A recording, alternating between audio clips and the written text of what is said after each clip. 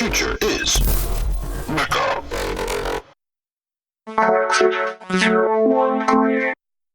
In the previous episode, I've got a cake life. Start with just little things and talk gently, nicely to it. Cakestown was super busy. Having someone you know wanting and hoping you would lose, that just made me feel bad. It's Coop. Good old Coop. Galar, our server, walked up with the cake, grinning. A truly autonomous zone. Coming out of a side path were the three dark strutters of Davor and his friends. Davor was stepping over her, bringing his clout down towards my cockpit. Azalea went down fast and went down hard.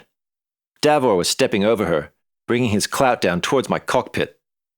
I fought the proths, trying to bring the right arm up to block it, but it kept going straight up. I couldn't get it across between my cockpit and the thick length of sink tree coming down. It hit the canopy with a sharp crack. I looked for a broken panel, but everything was intact. He raised up for another blow. Azalea was thrashing on the ground, hitting out and kicking at Nabu and Klaus's legs. Her ribbons were getting crushed into the dirt. A couple were tangled around Nabu's foot, the mounting pegs flying around as he tried to avoid her blows. I had to help her, but the stupid baby had gone unresponsive again. I forgot the coaxing. How could I forget that already? I whispered to the baby as I worked the proths. Get your arm across. Block the clout. It worked. Davor's next blow landed across the baby's forearm. Now slide. Let that tree trunk ride down your wrist and into your hand. Pull it hard. I got a grip on the clout. I could feel it through the prosthetics. I pulled hard, ripping it out of his grasp. Shreds of bark and splinters erupted from his hands. I let it go flying away from us, across the Taz and into the distant trees. Lean in and push him, right in the chest. Push him away. It was more his side than his chest, but it had the right effect. Davor went stumbling backwards, colliding with Nabu, and they both twisted wildly away from Azalea's fallen mecha, fighting to recover their balance. That left Klaus closest to me. I guess he didn't like that because he backed off, waving his clout in front of him. The paupers kept moving away. Nabu was still trailing one of Azalea's yellow ribbons. This isn't over, Praxit, said Davor, and the three trotted off down a path and out of our sight. Azalea sat up. She placed her mecha hands on the ground between her legs and from there lifted herself into a handstand. Ew, mistake, she said, and continued into a half cartwheel that brought her onto her feet. Coda reappeared from behind Big Tree. I'm ready to kill someone. 3 someones, said Azalea. I'm covered in chocolate cake. My cockpit's covered in chocolate cake. She held out her mecha arms. My ribbons are filthy, and Toxic Nabu ran off with one of my yellow ones. At least you still have this red one, said Coda, picking it up out of the dirt. He handed it to Azalea. She banged the mounting peg against her other hand to get the muck off, and then pushed it into its mount point on the back of her forearm. I need a spray wash, and so does my mecha. I talked the baby into walking around to where I could see into her cockpit. There was a big chocolate streak across the inside of her canopy. There was more chocolate on her face and in her hair. I watched her run a finger down her cheek, scraping off the chocolate, and pop it in her mouth. Thanks for jumping in to defend me, I said. She shrugged at me across the distance. It wasn't much of a defense. The basics totally got me, and I wasn't in harness, and by the time I was, it was over. You did all the work. You and your squat mecha acquitted yourselves well, said Coda. Davor has more than a small scratch in his body paint to complain about now. The baby had done well. It had been a little slow, but it had listened to me. It had worked with me, like a partner instead of an opponent. I patted the console. Good work, baby, I said. Calibrating. Calibrating. I huffed out my nose. Azalea didn't want to pay for a visit to the mecha wash and refused to let Coda pay. Most of the work is going to be cleaning the cake out of all the controls. A RoboVac is only going to smear the chocolate around even more. And the outside, it's just a hose job. I can do that at home. We have plenty of water credits. Coda and I mech'd with her to the nearest transit pad when we were back on the ring road. As she jetted away, the missing forearm ribbon made her look like a jet missing part of its wing. The other ribbons, carrying dirt and heavy creases from the Brawl, flapped unevenly. The overall effect was one of watching a wounded giant glide away after injury and defeat. You know, Praxit, my friend, it doesn't seem fair for the two of us to get up to any fun without her. Not after she took all the punishment for us. Yeah, she was pretty fearless in there.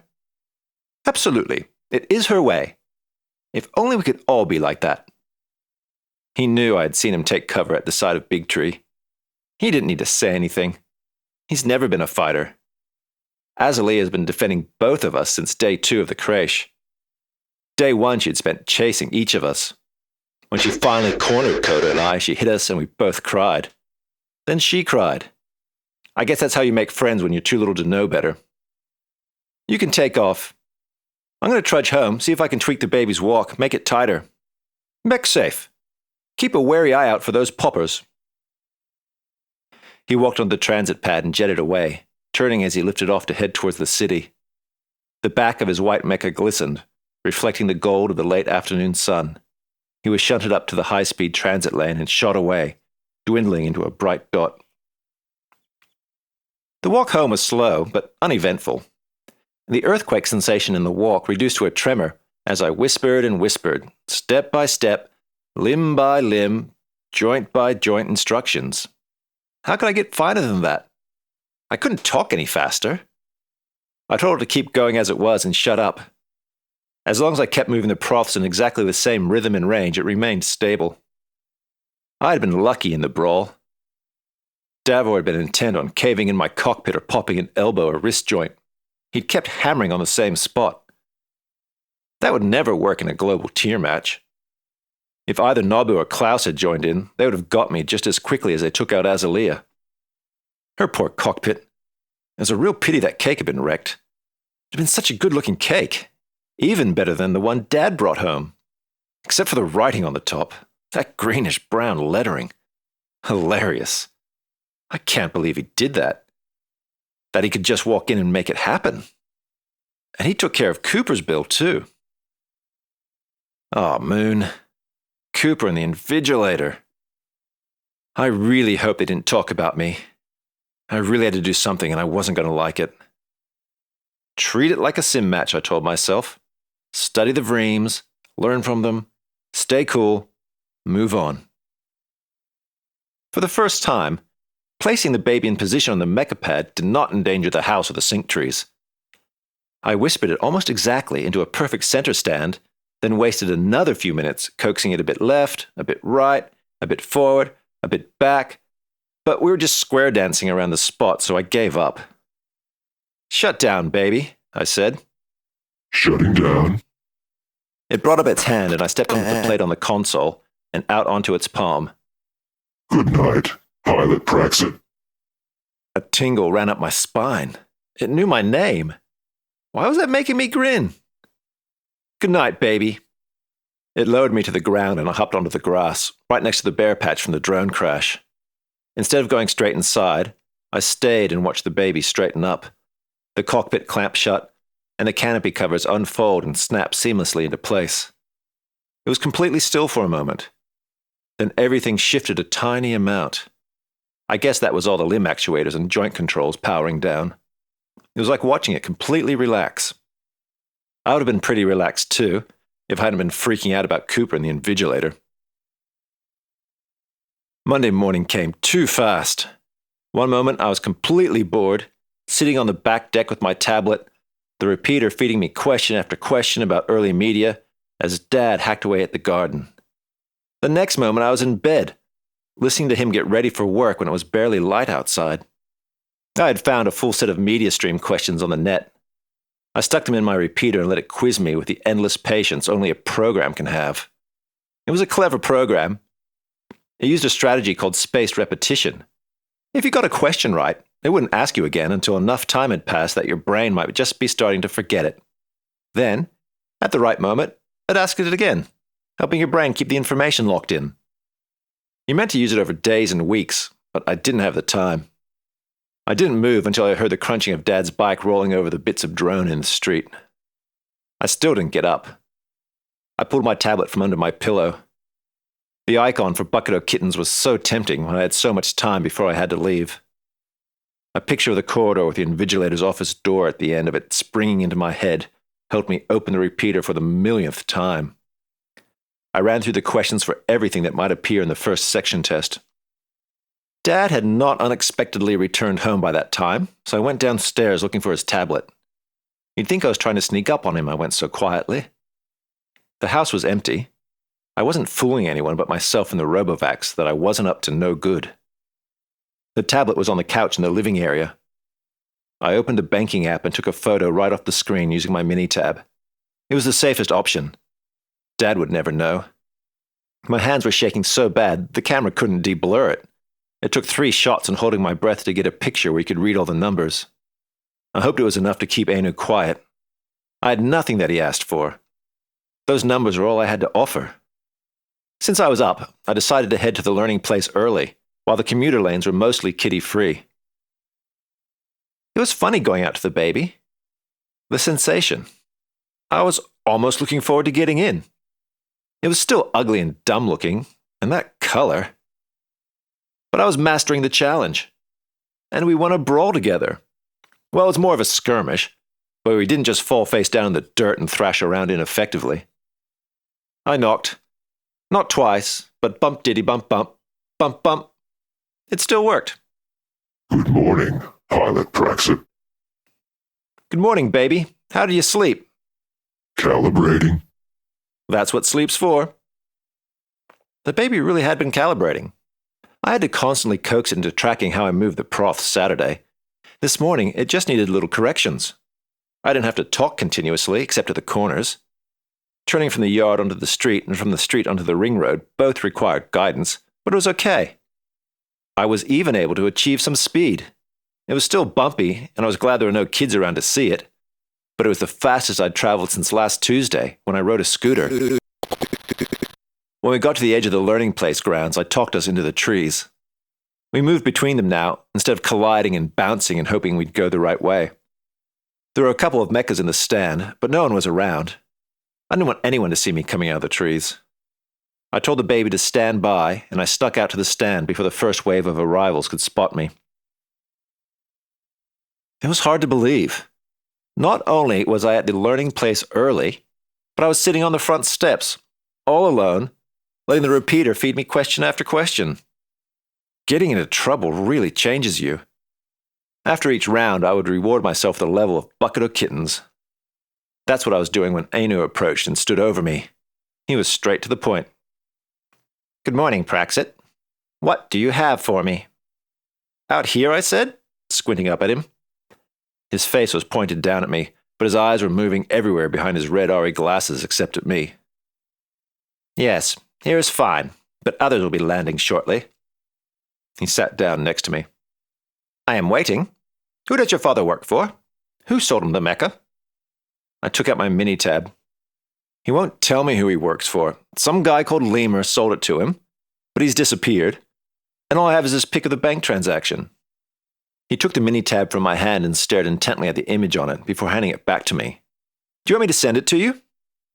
No need. I've captured it. Delete it. Why would your father not tell you who he works for? A mecha whooshed down onto one of the transit pads on the road outside the school. Another landed as soon as the pad was clear. He said they made him sign lots of screens and threatened him with fines and correction time if he told anyone. Fascinating. Have you followed him to find out where he works? I had to lean back to see his face. He missed my look of disbelief because his eyes were away in the corner of his glasses. No, it was the weekend. He wasn't working. And how would I follow him? He rides a motorbike. So he does. And yes, it appears his employment contract is under commercial seal. It is reassuring that you're telling me the truth. It is a pity he doesn't trust you.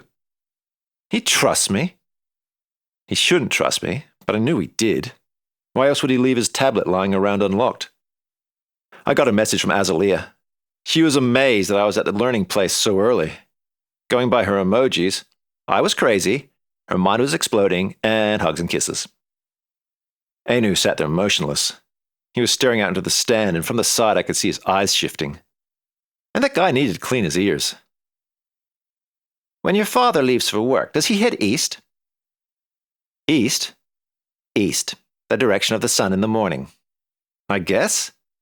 He turns right onto the ring road. Then I think I know where he travels to. A no-fly zone activated over the Eastern Industrial Sector 2 weeks before your father signed his sealed contract. How do you know this? It is public information. Why do you care about no-fly zones and my dad and the mecha? It's just a stupid mecha. Anu shook his head. Was he feeling sorry for me? He was the freak, the life-wrecking freak. Praxit, you are ignorant. No one has ever seen a no-fly zone outside Glurk drop pads. A safety feature is now serving a security function, virtually sealing off a part of the city. He was so serious, about nothing, and he was blackmailing me over it. I couldn't take it. It's probably full of lens heads waiting to disappear kids. Anu actually turned to look at me, right in the eye. I guess he didn't like my joke. Lens heads are real. Because he was looking at me, he couldn't miss me rolling my eyes. Lens heads are the henchmen in just about all the supervillain veeries. You know the ones. Head-to-toe black outfits, wearing some kind of helmet or face mask that's covered in lenses so they can see in the dark. Super stealth and martial arts skills, always sneaking into buildings at night to kidnap people or access computer systems or sabotage stuff.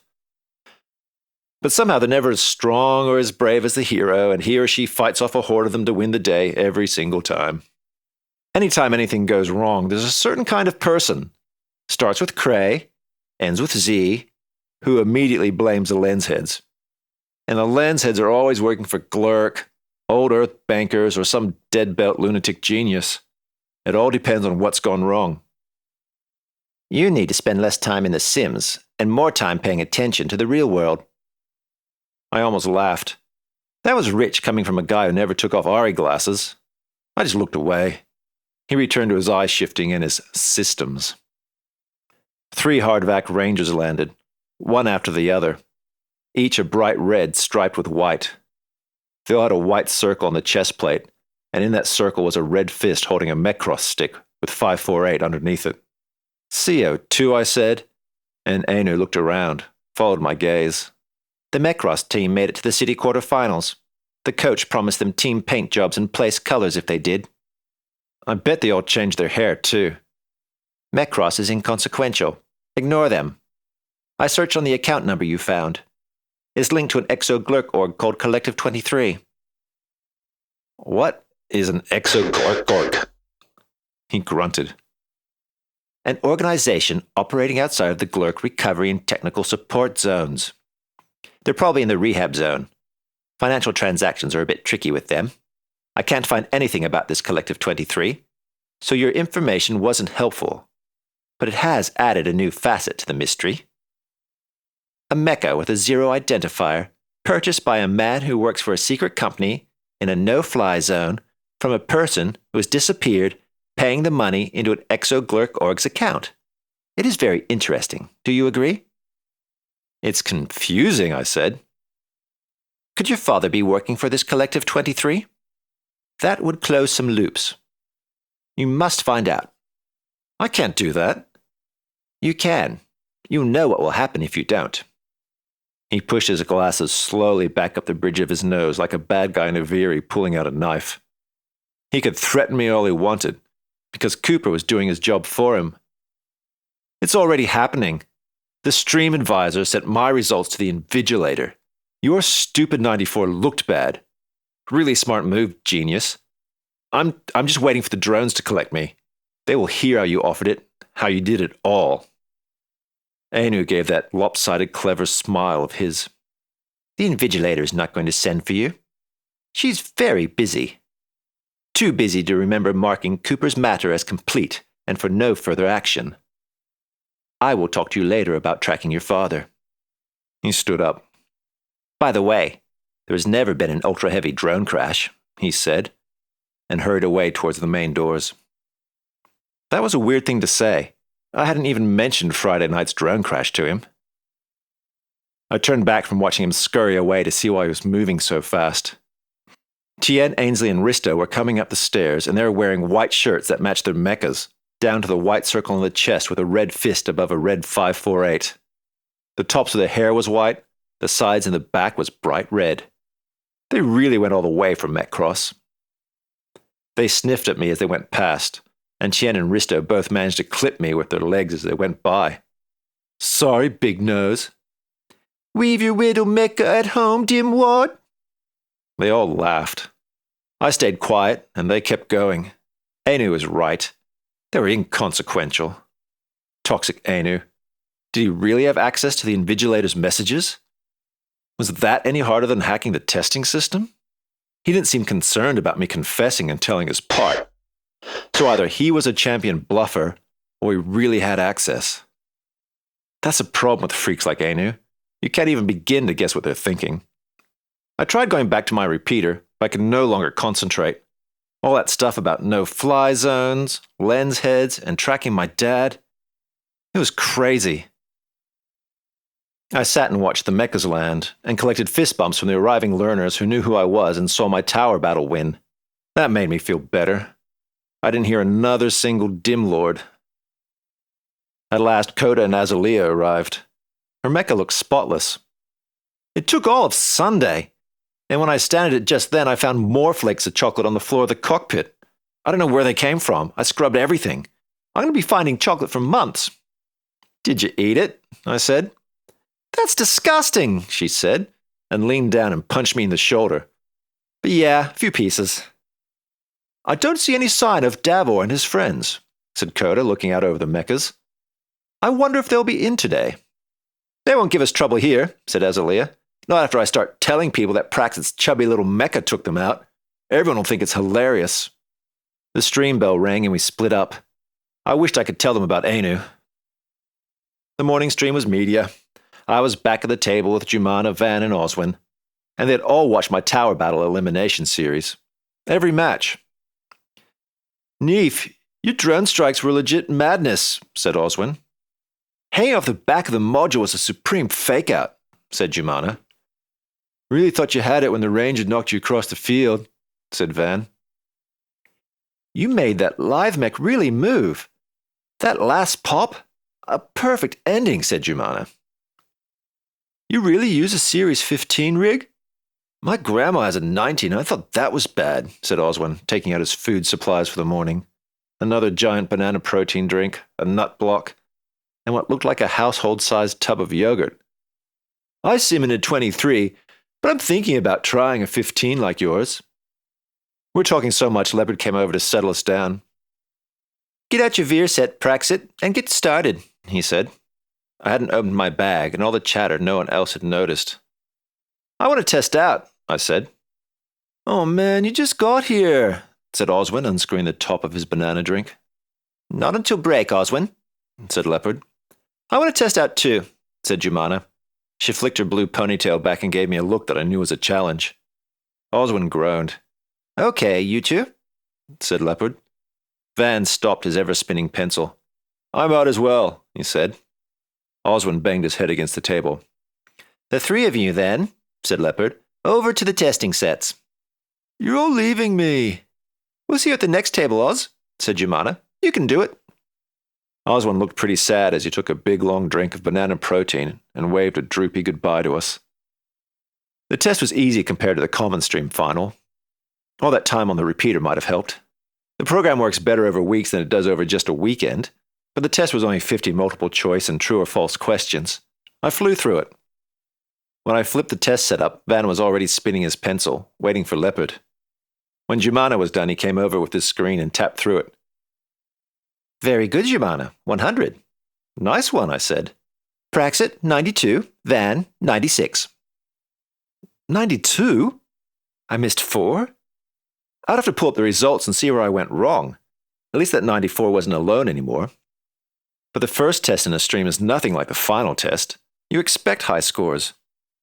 Leopard looked around the room and started twisting his pencil in his hair. It must help him think. Now, I can split you up if you want, or there's an empty table over there you can all move to. We stuck together. Why not? The next topic was current media. Still a drag, but it could be worse. I'll spare you the rest of the day, except for lunch. The food was okay. Exotic lab meat pizza. This week it was giraffe pepperoni and hippopotamus sausage. Like we haven't had that 100 times before.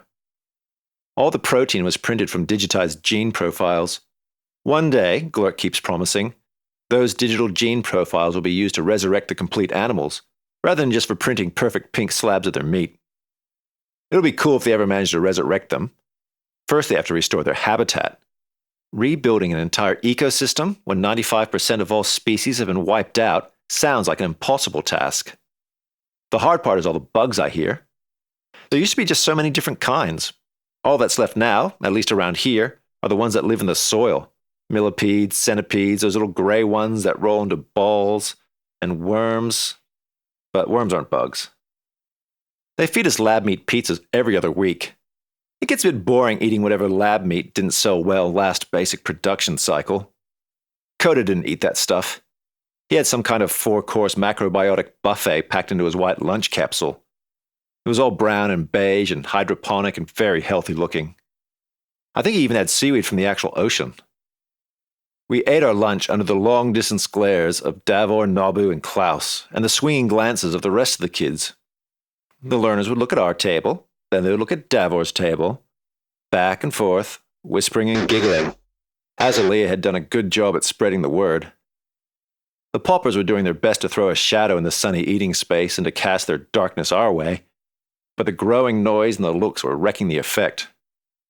Davor knocked his tray onto the floor and it skidded along, flinging pizza slices. Nobu and Klaus did the same. Then the three of them got up, and I thought they were heading for us, but they were leaving the eating space, leaving the mess for the drones and the cleaning bots to deal with. When they were passing by us, Davor changed direction and walked towards our table. It made us all sit up. It made everybody watching sit up. As he walked, he took his bag off his shoulder and reached into it. He walked straight up to Azalea and pulled out her yellow arm ribbon that we had last seen wrapped around Nobu's ankle. I was expecting a club, maybe even a knife. The ribbon was rolled up tight with the mounting peg locked into the center and looked spotless. He ignored me and Coda and held it out to Azalea. "Here," he said. "Thanks, I guess," she said and took it. "Like I said on Saturday, it wasn't about you." He turned and went back to Nobu and Klaus, and the three of them walked out of the eating space. "That was a nice gesture," said Coda. "After attacking us," I said. "I should have asked him to wash and flatten my other ribbons," said Azalea, turning it over in her hands. "He did a better job than I did." That afternoon's technical stream was very blah. The cool sim stopped working, like it was programmed to do. Then I had to watch a VRE inside the sim about some math so I could make balls bounce again. That sort of thing. It was okay. Standard learning strategy stuff.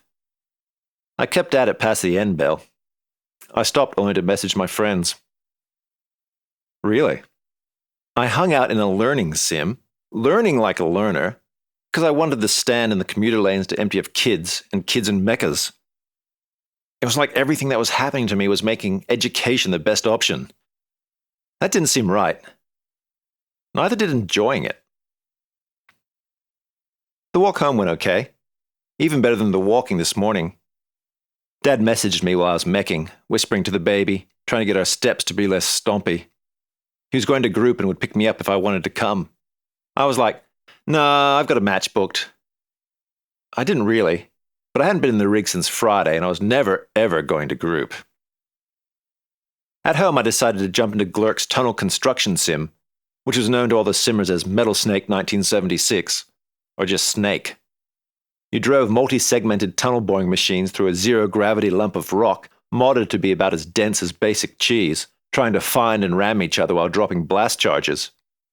It's more of a fun sim than a competition sim, at least for me. You're not even in a mecha. I was hot on the tail of the Worm Wrangler, riding up the walls of the tunnel and across the ceiling, avoiding explosions and closing in, when I got a message from Dad. "Hide all the noodle tubs and do a quick tidy. Some people from group are coming over." I groaned and steered into a blast charge. Sim over. Blast me. Blast Dad. That's what all the cleaning was about. I stomped down to the kitchen like an out-of-control mecha from a Veery. The place was clean, except for the chalk spread smears, the cheese slice wrappers, the crust and crumbs of bread, and a couple of stray noodles lying in a little puddle. Who would care about that? I did Dad a big favor and tidied it up anyway. I was in Rock Dog and deep in a match when I heard my name being called. I flipped up my Veer set to see Dad and this strange woman standing in the doorway of the room. She came up to about my dad's chin, so she wasn't very tall. And she was skinny, her hair was silver and sticking straight back like she stood too close to an explosion, and she was giving me a huge, way too friendly smile. Praxit, this is Minky. Minky, this is Praxit. Say hey, Prax. Hey. Her smile got even wider. It made her look nervous and kind of tired. Why would you be nervous about meeting some kid? It's so nice to meet you at last. Your dad is always talking about what a Simlord you are. Global tier, right? Yeah, I guess. You must be very talented. My son goes to 548 too. I bet you know each other. She ducked her head behind Dad and gestured into the hall. Come on, hon. Come and say hey. Come on. Oh, great. I wasn't the only kid dragged into this awkward situation. Why do parents do this to their kids? Always forcing them to talk to people and say hey and all that business. Dad shuffled aside, and into the doorway stepped Davor. He glared at me. I glared right back.